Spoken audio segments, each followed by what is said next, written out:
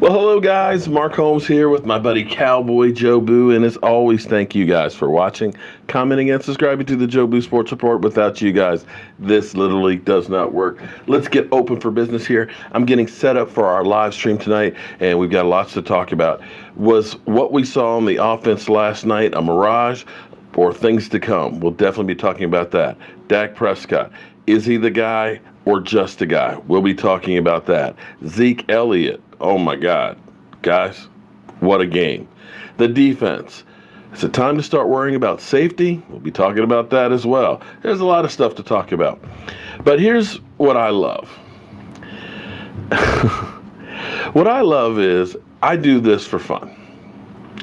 I'm not on the payroll for ESPN or NFL Network. And believe me, plenty of you guys tell me, you don't know what you're talking about.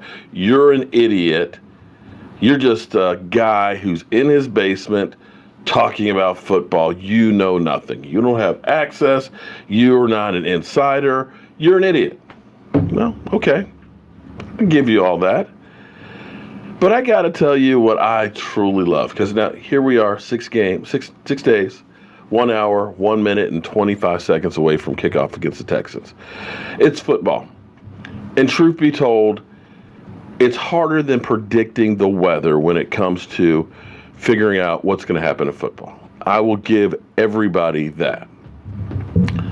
But this is one of those moments where I love talking about the experts. Zeke Elliott, first couple of games, not so much. Last week, better game, had some brain farts. Yesterday, incredible game. But here's the amazing thing, because Zeke Elliott is averaging 106 yards per game this year.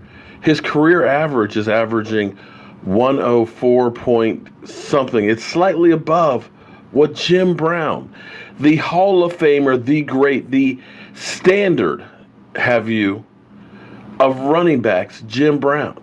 He is on that level.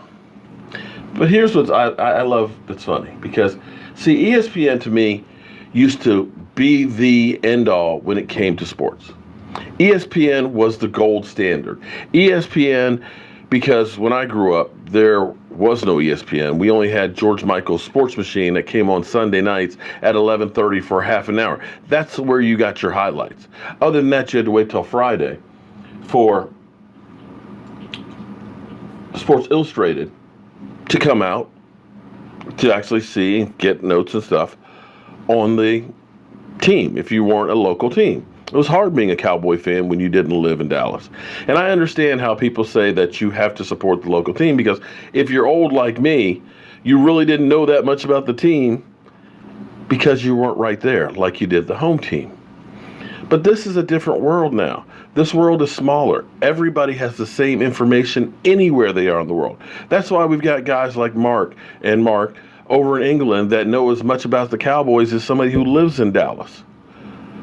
It's different. It's easier to support other teams.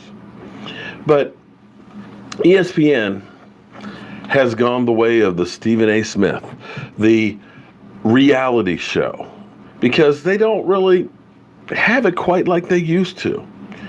Because when this list came out, their top 10 under 25, and they listed a guy who hadn't even played a single down in the NFL on the top 10 under 25, ahead of a guy who was proven. You had to say, huh? How can you be in the top 10? You haven't played a down in the NFL. Come on, ESPN. Because here's what we got in here. They got Todd Gurley. Todd Gurley is incredible. Todd Gurley is great. I can't argue with Todd Gurley being in the top 10 under 25. Because his numbers are 338 yards so far this season, averaging 84.5 a game, 4.3 yards a carry, in that Ram offense that looks like the real deal. I can't argue with that. I can't say there's another back that may be better than him, or can I? But to put Barkley a guy who was all hype coming out of college who had not even been to training camp in that list and leave out Zeke Elliott? ESPN, really? Was this to get clicks? Because no rational person should put a player who hasn't even been in the NFL. Have you ever not heard of bust in the NFL? Like Trent Richardson, who was going to be the be-all, end-all running back and didn't do anything in Cleveland, and then got traded for number one to the Colts and found out he still couldn't run? Because when we compare Barkley right now, 4 games in, who's averaging 4.6 yards a carry, 260 yards. You look at Zeke Elliott with 106 yards per game, a 5.8 yard rushing average. And this wasn't like he had not had NFL rushing champ 2 years ago. So I ask you, ESPN, how is it that you came to that conclusion, that Barkley is better than Zeke Elliott?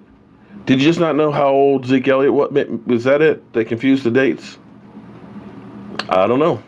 But we'll definitely be talking about this because I got to tell you, thus far, Barkley has not made that much of an impact for the Giants. And I know what people will say is, well, they got a terrible offensive line. Well, our offensive line is not the number one offensive line like it used to. But you do have a 2-time Super Bowl MVP in Eli Manning. You've got the man that just got paid in Odell Beckham and Sterling Shepard. So it's not like you don't have other players on that team that should help to elevate that running game. So I'd like to get your thoughts on ESPN and that one. And I won't even go back to Deshaun Watson being the best quarterback under 25. I'm Mark Holmes, and I hope to see you here at 9 o'clock Eastern. We've got a lot to talk about. I'll see you soon.